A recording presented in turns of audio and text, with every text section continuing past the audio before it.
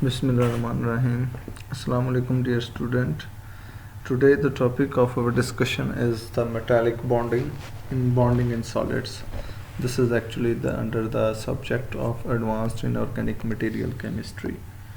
So far we have discussed the ionic bond as well as the covalent bond in detail. So this time we will talk about the metallic bonding. So what is metallic bonding? This is actually a type of chemical bonding that rises from the electrostatic attractive forces between the conduction electrons in the form of an electron cloud, a delocalized electron, and positively charged metal ions. It may be described as the sharing of free electrons among a structure of positively charged ions, which is the cations. In metallic bonding, electrons are surrounded to a common pool of electrons and become shared by all the atoms in the solid metal. This is actually the description of metallic bonding. Metallic structures and bonding are characterized by actually delocalized valence electrons and are responsible for their high electrical conductivity of metals. This contrasts with ionic and covalent bonding, in which the valence electrons are somehow localized on a particular atom's ions or molecular orbitals and are not free to migrate throughout the structure. The bonding theory is used to account for delocalized electron is the band theory of solids. Now we shall see qualitatively low how bond theory can be applied to certain group of solids, especially metals and semiconductors. In a metal, for example aluminium, the inner core electrons 1s, 2s and 2p are localized in discrete orbitals on individual aluminum atoms. However, 3s and 3p electrons that forms the valence shell occupy levels that are delocalized over the entire metal crystal. These levels are like giant molecular orbitals, each of which can contain up to 2 electrons. In a metal, there must be an enormous number of such levels which are separated from each other by very small energy differences. Thus,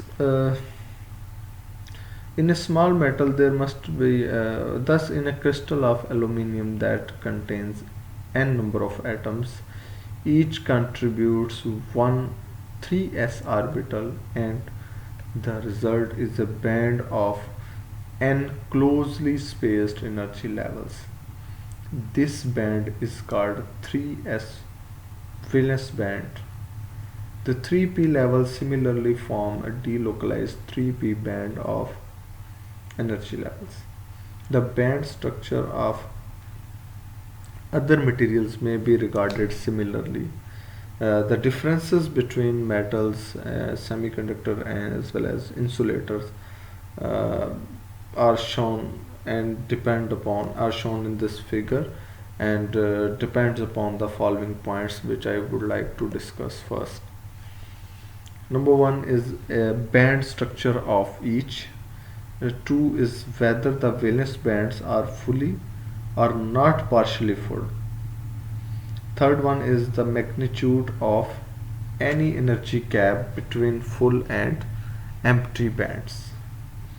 The band theory of solids is well supported by results obtained by using single crystal X-ray crystallography and photoelectron spectroscopy, and by two independent theoretical approaches.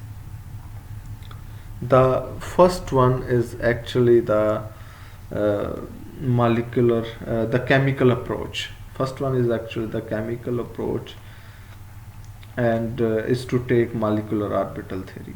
as it is usually applied to small finite sized molecule and extended to infinite three-dimensional structures.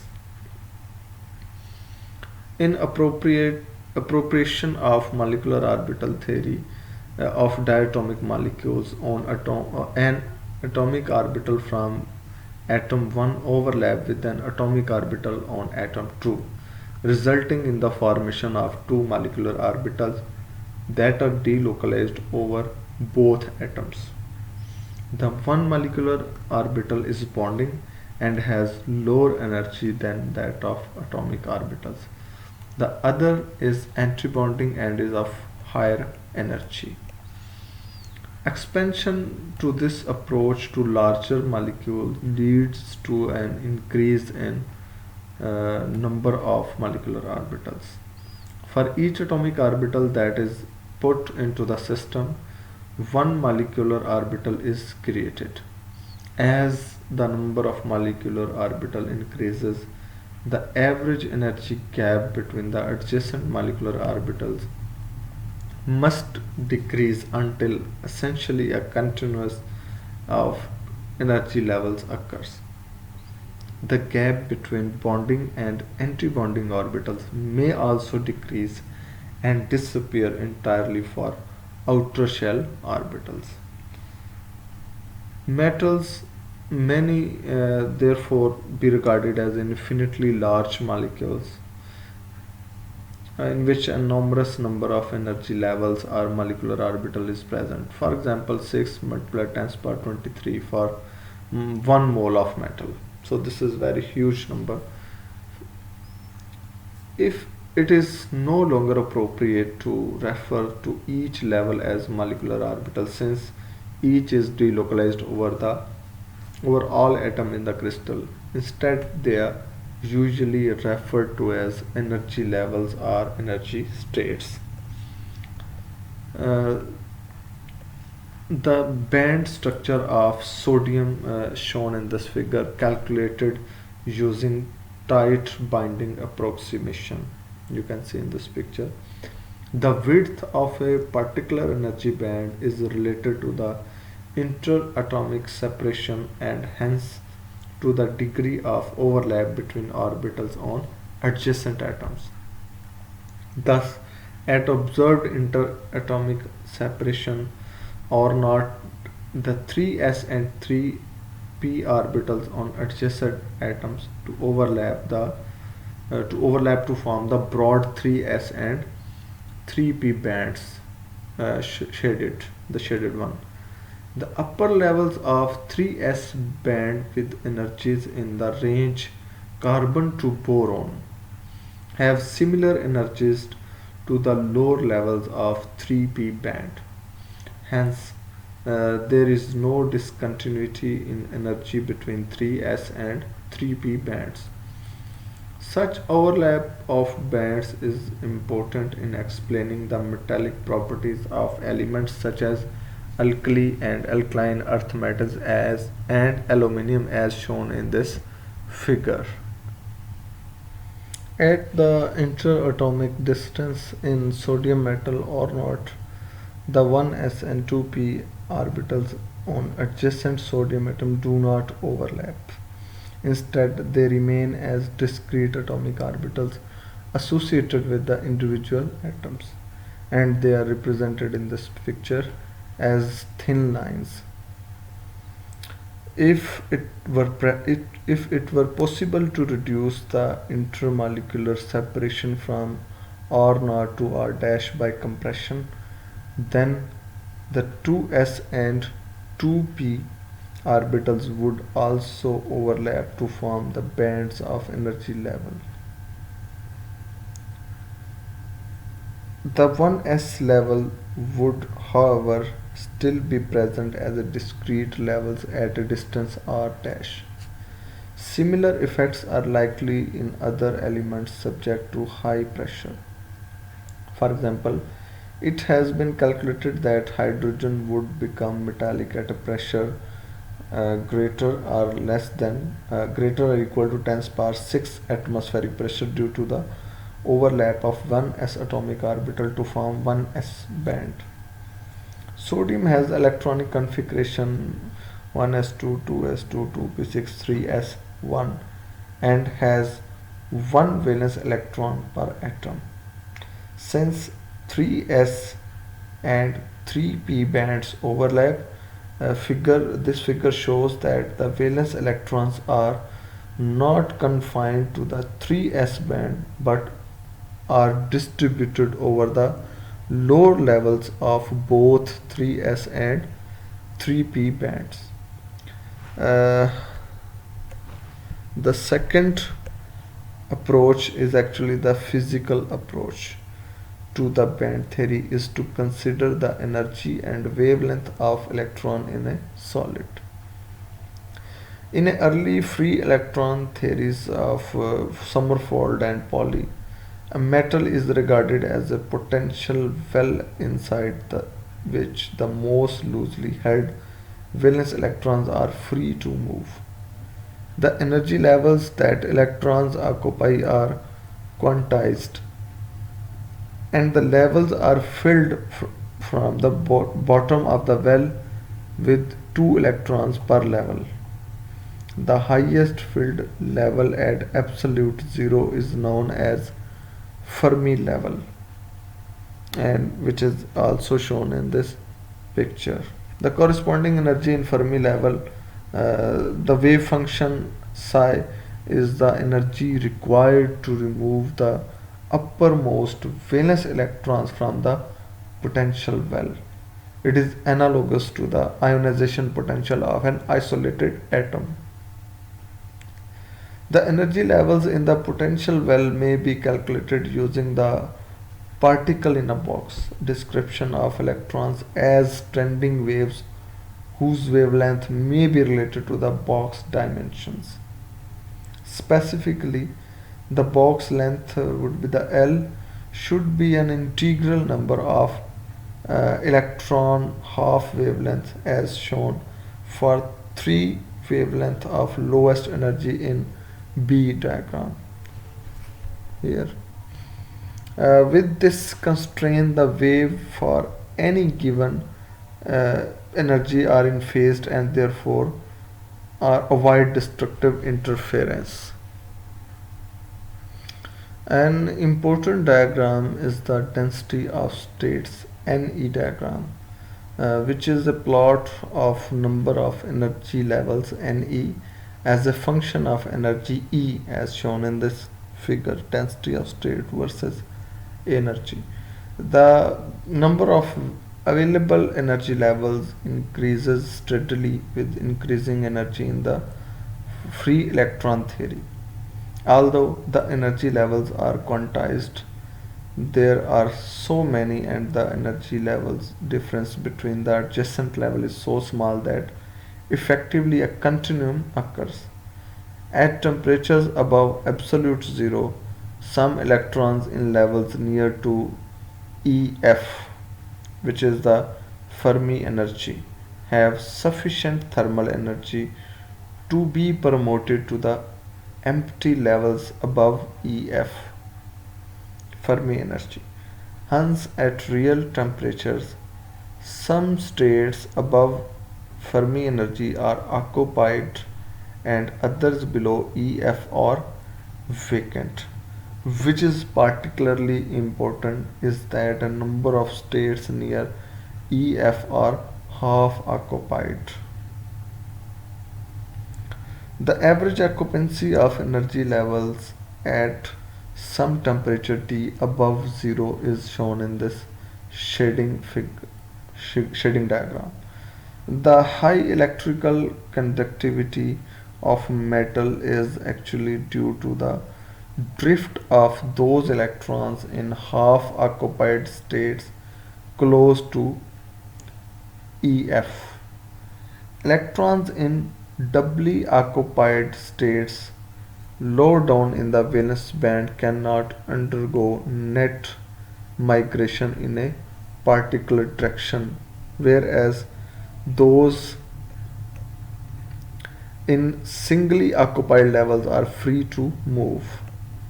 the promotion of an electron from a full level below EF to an empty one above EF give rise effectively to two mobile electrons.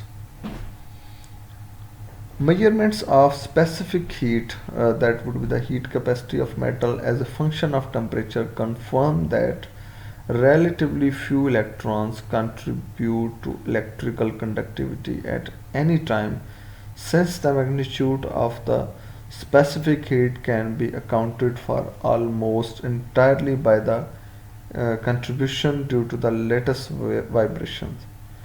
If all the electrons were mobile, a significant higher specific heat would be expected.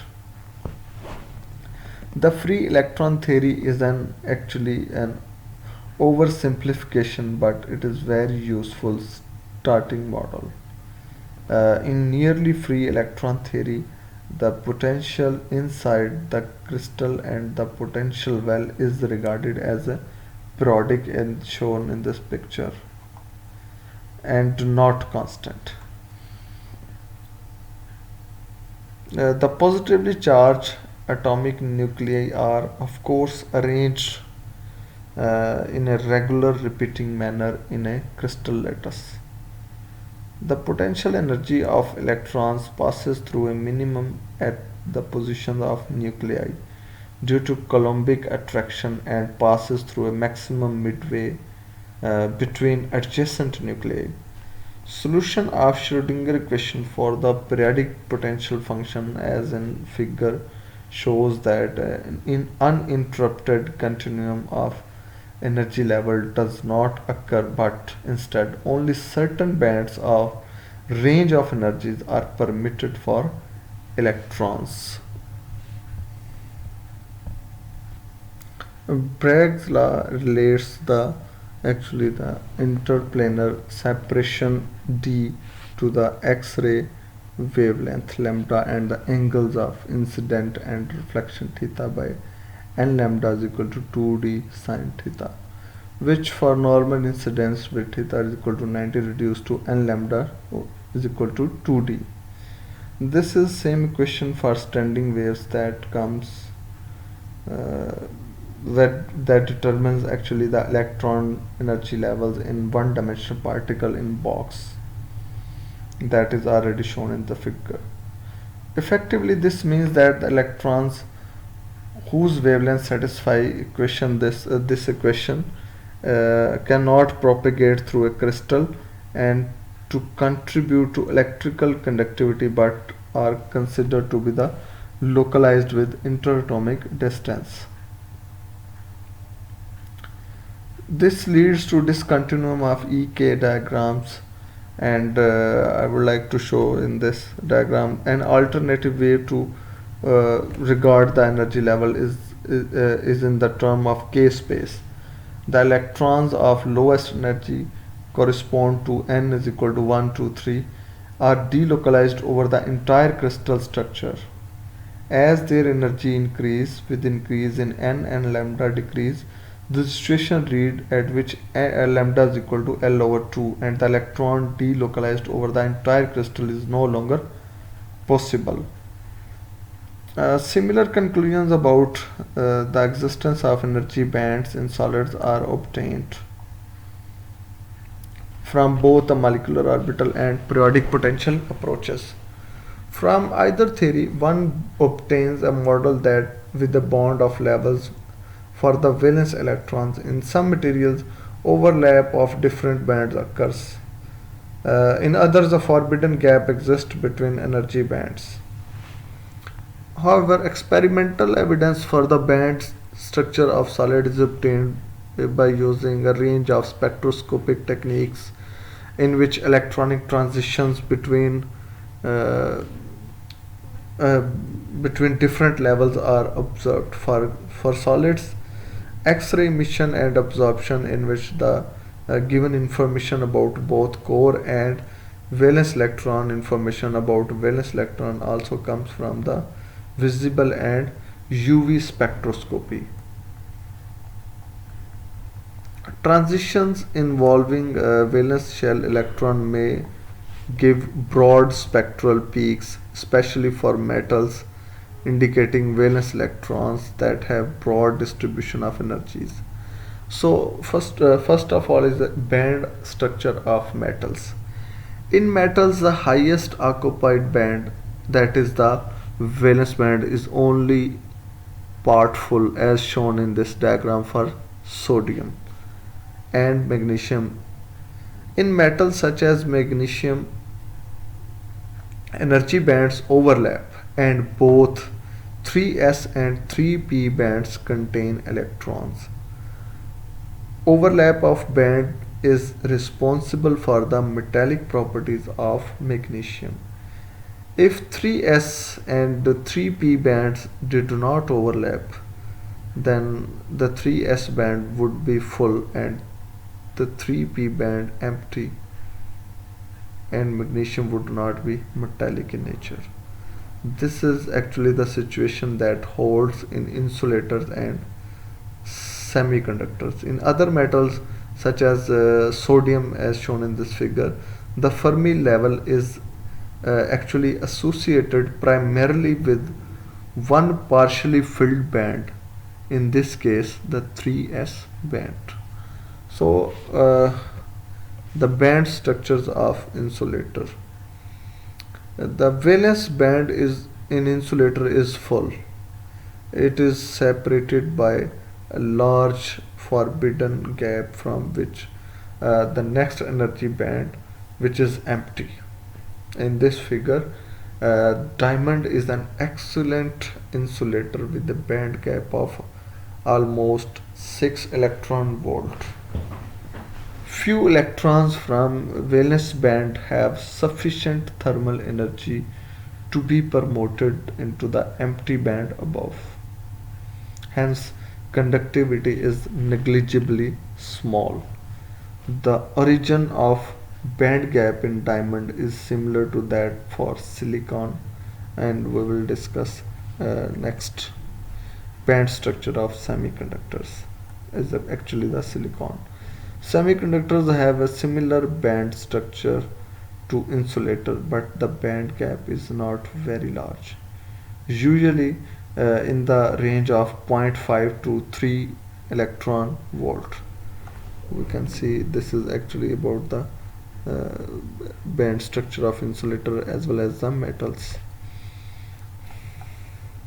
A few electrons have sufficient thermal energy to be promoted into the empty band. Two types of conduction mechanism may be distinguished in semiconductors, shown in this figure. Any electron that are promoted into an upper empty band, which is called actually the conduction band, are regarded as negative charge carriers and would move towards a positive electrode under an applied potential. The vacant electron levels that are left behind in the valence band may be regarded as positive holes. Positive holes move when an electron enters them, leaving its own position vacant as a fresh positive hole. Effectively, positive holes move in the opposite direction to electrons.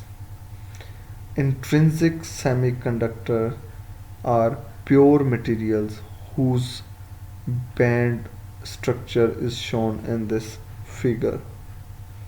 The number of electron n is in the conduction band is governed entirely by two things. One is the magnitude of the band gap E, and second is the temperature T, and is given by different expressions, which is n is equal to n naught exponential minus E over kT. Pure silicon is an intrinsic semiconductor. Its band gap and those of other group 4a elements are given in this table. The band structure of silicon is, however, quite different from that might be expected by comparison with aluminium. In aluminium, the 3s and 3p levels overlap to give two broad bands, both of which are partful. And if the trend continued, two similar bands would be expected in silicon. The bands would be half full and silicon would be metallic. Clearly, this is not the case, and instead, silicon contains two bands separated by a forbidden gap. Further, the lower band contains 4 electrons per silicon and is full. If the forbidden gap merely corresponded to separation of S and P band, the S band would contain only 2 electrons per silicon. This cannot be explained therefore. A simplified explanation of band structure of silicon and germanium diamond etc. based on actually the molecular orbital theory. It starts from the observation that each silicon forms four equal bonds arranged tetrahedrally, and these bonds or orbital may be regarded as sp3 hybridized. Each hybrid orbital overlaps a similar orbital on an adjacent silicon to form a pair of molecular orbitals.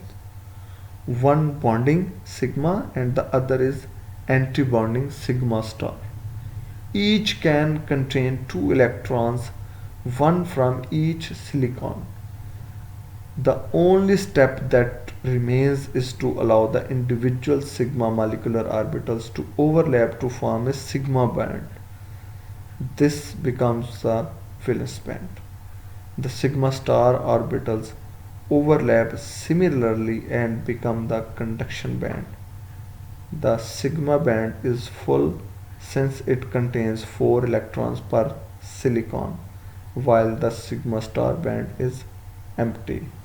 This is all about the uh, metallic bonding, and thank you very much.